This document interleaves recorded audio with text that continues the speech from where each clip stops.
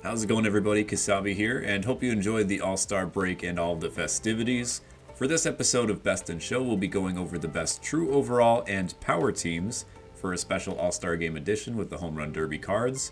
As far as meta overall goes, I'd like to preface this episode by saying that we're in the works of tweaking the formula just a little bit, since the contact attribute has been a little bit more in the meta than what's been previously been used in other years.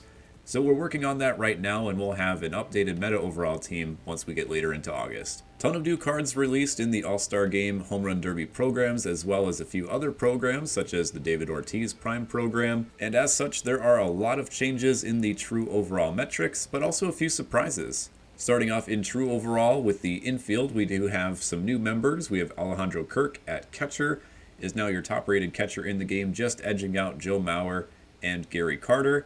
Jackie Robinson, the All-Star Game collection, is now at second base, but also a few collection rewards still in the mix. We have Frank Thomas at first, George Brett at third base, and Michael Young, surprisingly, still at shortstop, even though he's a 96 overall. Strangely enough, David Ortiz, the 99 Prime version, is not better than Frank Thomas or enough to make the bench, which is surprising. He does have quite a bit of contact and power, but the fielding and speed just gives him a bit of a downgrade compared to Frank Thomas. In the outfield, we do have a few new members, Julio Rodriguez and Juan Soto at left and right field alongside Roberto Clemente, the collection rewards. So we do have some Home Run Derby cards now in the mix, as well as a few All-Stars. We have Giancarlo Stanton on the bench, Willie Stargell, one of the new headliners, on the bench as well, followed by Babe Ruth, Aaron Judge, and Byron Buxton, surprisingly. A lot of players were not very thrilled at Buxton's contact attributes, but he is still technically one of the best true overall options, especially in center field. There were a lot of future of the franchise cards that were 95 overall, including catchers and center fielders that the true overall metric really seems to like.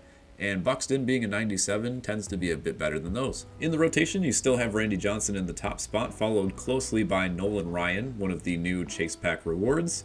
And a few All-Star Game starters. We have Shohei Ohtani, Alek Manoah, and Sandy Alcantara. While the Ohtani card is not too much different from his Life Series card, Manoah and Alcantara are very good additions to the rotation. And now you have rotations that are starting to get close to 99 for each player. A lot of 99s, 98s, and a couple 97s. The bullpen is also drastically different. We have 6 cards here that are a better true overall than some of their old counterparts. So first you have the All-Star Game, Ryan Helsley, Edwin Diaz, Emmanuel Clase, David Bednar, and Joe Mantiply. Also you have Chad Green, who is one of the flashback cards from the program.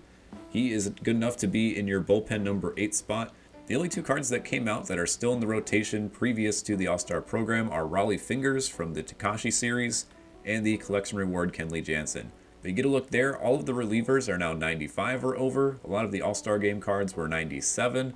There were a few 95s for relief pitchers since they're weighted a bit differently. But getting a look at the team, I mean, Chad Green at 94 with the diamond on his card is the lowest on the team. So you're starting to get a lot of cards that are 95 or above. A lot of cases, they're over 97. Let us know in the comment section if there's any surprises that you have for the true overall squad. Me personally, I'm surprised Michael Young is still there.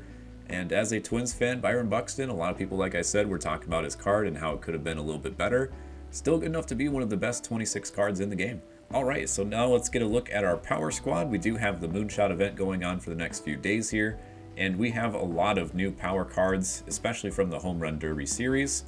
So let's get a look here at our all-power team. At catcher, you have Mitch Garver, one of the flashback rewards for the Twins. Large majority of the infield and the outfield is from the Home Run Derby or event from the Moonshot. So you have Alonso, Ramirez, Seager, Soto, and Rodriguez from the Home Run Derby series, as well as Franmil Reyes, who is one of the event rewards, the finest collection from last year. Rounding out, you also have Eugenio Suarez at third base. Giancarlo Stanton's flashback card is actually more power than his All-Star Game card, so the 93 Stanton is the one on the bench.